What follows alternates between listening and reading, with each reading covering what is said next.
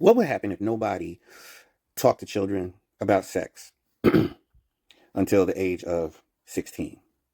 Like literally, if imagine if nobody saw any reason to approach children, to talk to them about sex, to titillate them, to open up their sexual imagination. Do you think that human hormones alone would cause them to fixate on romantic relationships? Now look at the fact that hormones don't actually get you to destroy yourself. If our hormones got us to destroy ourselves, destroy our families, destroy our future, then we would have never arisen. I'm saying this because you always assume that the titillation and the priming of hypersexualized culture, because it's been in your cultural matrix ever since you were small, you assume that it is a staple and you cannot imagine anything other than that. And I want to assert just right out the gate, human beings are not like dogs. When they get a sniff, when they get a scent, right, and a whiff of a female in heat, they almost lose their mind and run across the street, almost getting hit by a car in order to deliver that seed, right? Animals are wired that way. Animals are wired to totally rearrange their entire persona for a split second in order to copulate. Human beings have never been like that. Human beings are not even chasing a scent.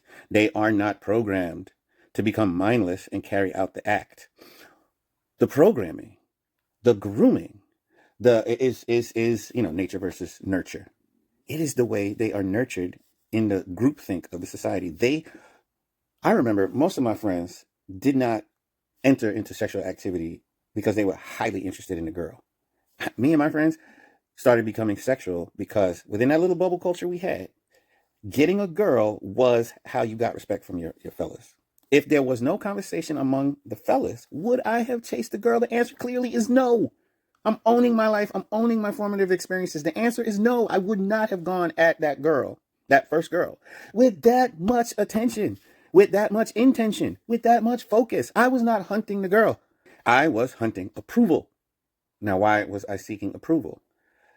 Because another thing in teenage culture, once you no longer, it's not sufficient to get the approval of your parents, you start additionally wanting approval and you want the assurances that you're still culturally, socially viable, that the greater pool of people out there to do business with and do cooperative activities with, that pool finds you valuable enough to allow you to join in group activities, some of which are about making money together, like being on a hunt together. Imagine a group of men who don't even want to take you out in a hunting party, right?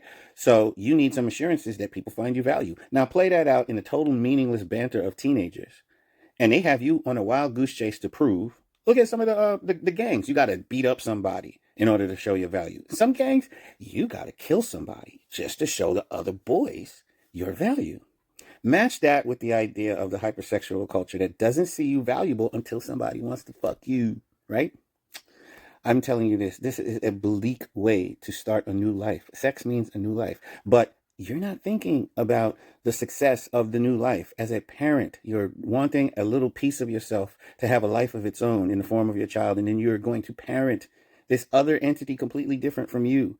You're going to show him the ropes and successfully guide him or her. No, you're not thinking like that. You're not thinking about parenting at all. You're thinking about approval.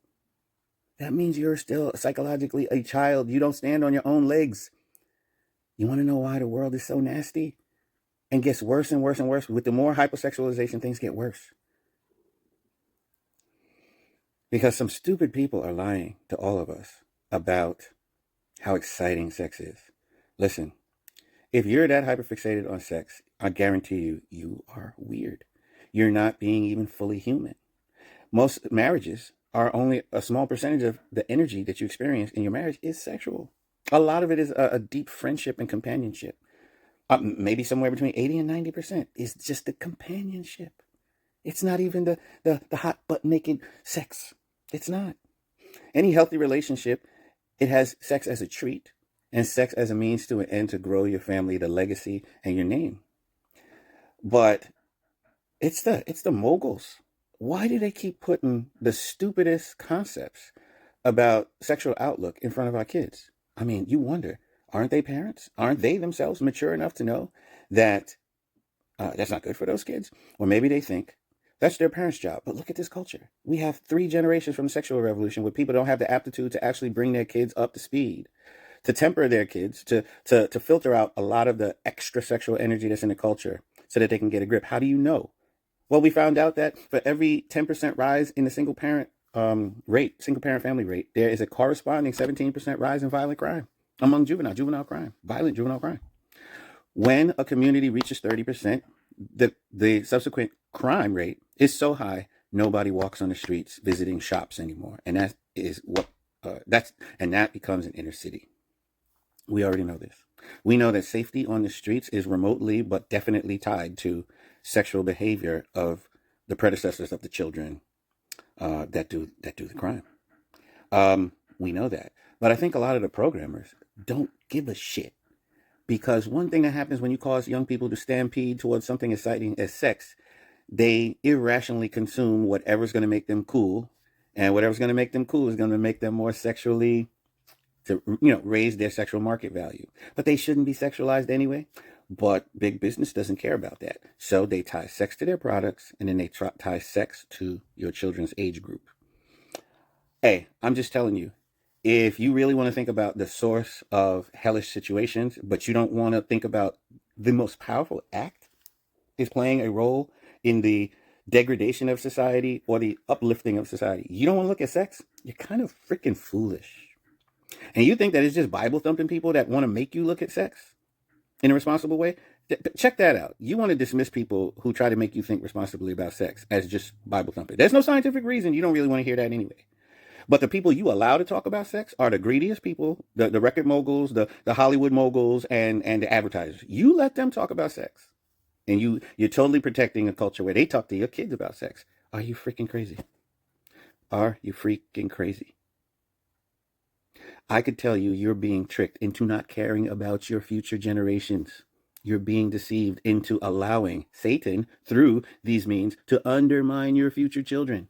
Instead of being on the wall of defense, creating a Garden of Eden around your future children, you're letting snakes in the nursery before your kids are even born, before your grandkids are born. Real talk. Real talk. So this will be the fact whether or not you're lobotomized and think you did a great job as parents, lobotomized and think that our culture is totally okay, that kids are digesting a plethora of sexual messages, not comparing the imagery in those messages to normal people. Girls are unsatisfied with normal men. Men are unsatisfied with normal, regular women. And we keep dumping each other, trying to get the bigger, better deal. And then the kids are just like drifting in the wake. You need to think about that. You really do need to think about it. I tell you this, your refusal to think about that and take this conversation seriously means you suck as a fellow countryman. Period. Point blank.